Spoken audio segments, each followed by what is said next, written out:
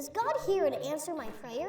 There'll be McDonald's in heaven. Will I be able What to about fly? people who've never heard about Jesus? Is there only one way to God? Or do all Why ways can't lead? I think I need to pester a pastor.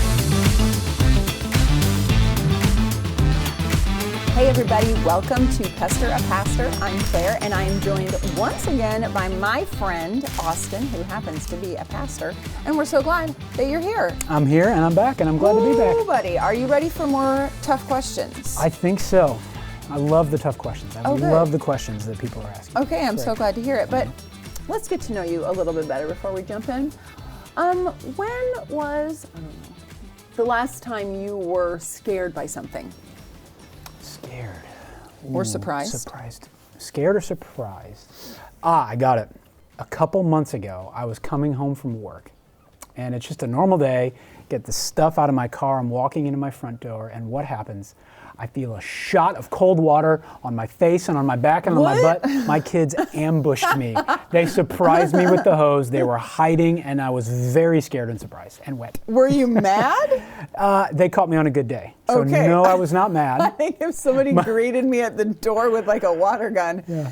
I don't know that like laughter would be my first response. Well, I am a pastor. Did you so get a water gun and retaliate? I didn't. I should have. I should have stolen the hose and then Today?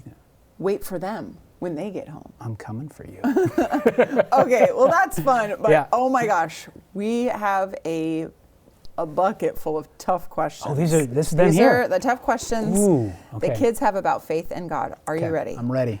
I'm ready. Okay, let's see what we got for today. Okay, here's one. Oh, okay.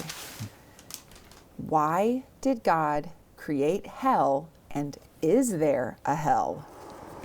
Wow. That's a big one. That's such a really good and important question. I don't know about you, and if you're feeling a little nervous, or you asked me the last time I was scared, thinking about hell kind of makes me feel some of those things. Yeah. So if that's what you're feeling, that's totally normal. I think I'd say a couple things. Here's maybe what I could do. Let me talk about what we know about hell from what Jesus says, and then I'll tell a story maybe that would explain more about why. Okay. Now, lots of smart people have put a lot of thought and time and effort into studying hell. They've asked questions like, is it real? Who's going to be there? What's it going to be like? Is it going to be scary? Is it going to be painful? Do people ever get out? Oh. So I'm not going to claim to answer all of that, but like I said, I want to talk about what do we know based on what Jesus said. So Jesus said three main things. One, hell is real. Two, people actually do go there. And three, they stay there forever. So again, even as I say that, I don't really like saying that. Yeah. It makes me feel a little confused and maybe scared. And again, if that's you, that's okay. But let me tell a story that I think will help share a little more insight onto why God might have had to create hell. Okay. So, 12 years old. This is about you. This is about me. Okay. 12 years old, my best friend got a really rare baseball card. It was $100. Whoa. And you know what I did? I stole it. No. I took it from him. I left his house. And the next day at school, he came up to me and he said, "Did you steal that card?" And I said, nope. You stole, and I then stole you it and then I lied to his face. to his face. So I went home, rode the bus, went home, closed the door, and I just started bawling tears. I felt so bad. I felt so sad.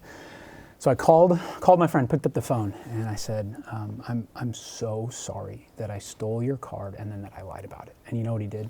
What? He hung up the phone. Oh no. So that made me even more sad, and I started crying even more. And then about 5 minutes later, I hear a knock on my door. So I'm wipe all the snot off my face and wipe my eyes, and I go answer the door. It's my friend. And he had a big smile on his face. He gave me a big hug, and he said, "Thank you for apologizing. I forgive you." Whoa. Then I had to wipe the snot off my face and dry my tears again It's not a good look. because it was happy tears this time. Yeah. I went and got the baseball card, gave it to him. He left, and he never brought it up again. And we were friends. That's a good friend. Yeah. Now, what does that have to do with our question? Well, two things. Number one, when I stole that baseball card and when I lied about it, that created a barrier between me and my friend. Yeah. That wasn't my friend's fault. That was my fault. And in the same way, when you and me and when we all sin and hurt people and it hurts God, that creates a barrier between our relationship with God. Second point, could you imagine what would have happened if I didn't apologize. If I was like, nope, I didn't steal your card. I didn't lie about it. You're the problem. And could you imagine if I stayed that way for the rest of my life? We would have never been friends. Yeah. And there would have always had to be a barrier. Well, there are some people who, when they sin, they don't apologize. They cross their arms and they're just, kind of grumpy, and they don't admit it. And that affects their relationship with God. That creates the barrier. That's not God's fault, that's their fault. Yeah, okay. I think that's why God had to create a hell for people like that, because they never apologize, they never ask for forgiveness, and they don't even want God, and they'll stay that way forever. I'm not sure why that's the case, but that's what the Bible tells us. Wow. Now, if you're hearing that and you're still a little nervous and a little scared and a little confused, that's okay. Here's what I would want you and even me to remember. In the same way that I apologized and asked for forgiveness, and my friend came to the door and he smiled and gave me a big hug, that's exactly what Jesus does for us. Every day, no matter how bad it is, if we can ask God for help, to apologize, to ask for forgiveness to a friend, to a mom, a dad, whatever, especially to Jesus, it's like Jesus knocks on our door and gives us a big hug and says, you're forgiven.